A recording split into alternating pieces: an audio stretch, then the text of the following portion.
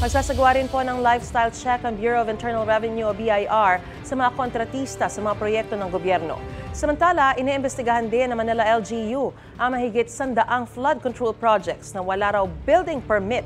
May unang balita si Sandra Aguinaldo.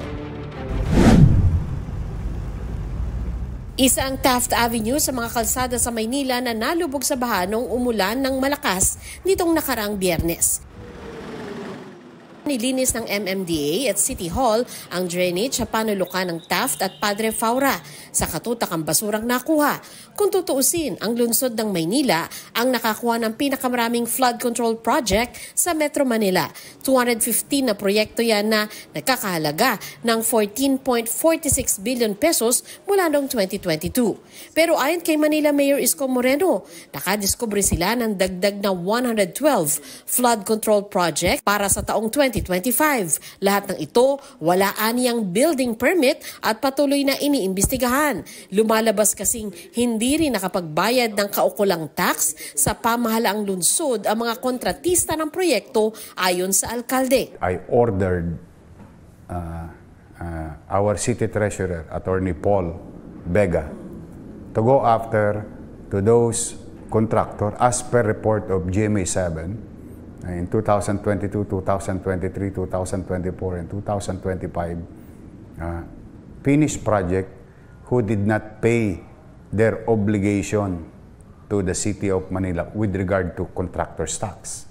Plus walang permit. Giit ni Moreno, ipinahinto nila ang lahat ng proyektong walang building permit. Bubusisiin rin aniya kung kailangan ba talaga ng syudad ng Maynila ang mga flood control project at kung sino ang mga sangkot kung may sabwatan sa mga proyekto. Sino ba ang gumawa ng pagkakamali? Tas ano na yan? Paakyat na yan. Kalaunan, may mga mananagot na dyan na taong gobyerno. And that includes local government official. Narito ako ngayon sa Sunog Apog Pumping Station ng DPWH dito sa Maynila. Sinasabing 7 years in the making dahil mula na simulan ito noong 2018 ay hindi pa rin ito na-turn over sa MMDA. Ayon sa DPWH ay patuloy ang kanilang trabaho dito para ma-upgrade nila ang pumping station.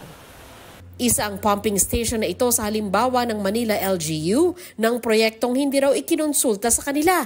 Pero sabi ng DPWH, makatutulong ang pumping station para maibsan ang baha sa lugar. Paliwanag ng DPWH, lubhang marami raw ang nakukuhang basura sa estero at malala rin ang siltation doon.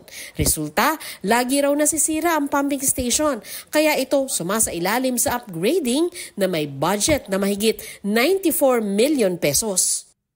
Ang Bureau of Internal Revenue maghahabol din sa mga kontratista ng umano'y mga ghost projects. Ang mga mapatutunayang sangkot sa anomalya, pwede rin daw kasuhan ng tax evasion.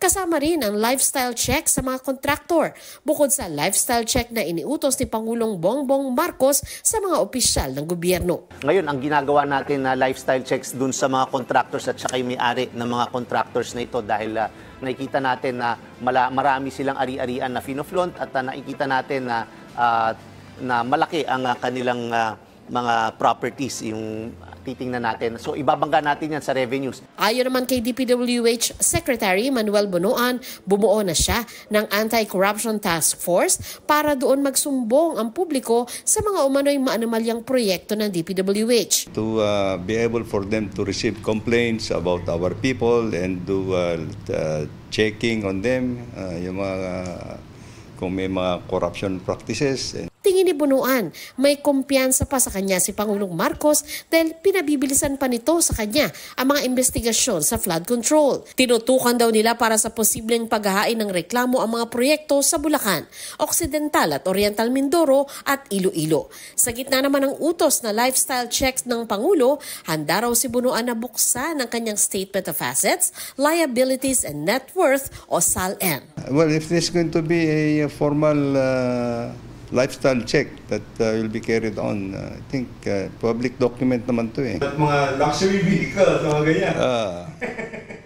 Well, we just have to say, we had just 3 years in this administration, and I also came from the private sector. Yeah. But I'm open, anything.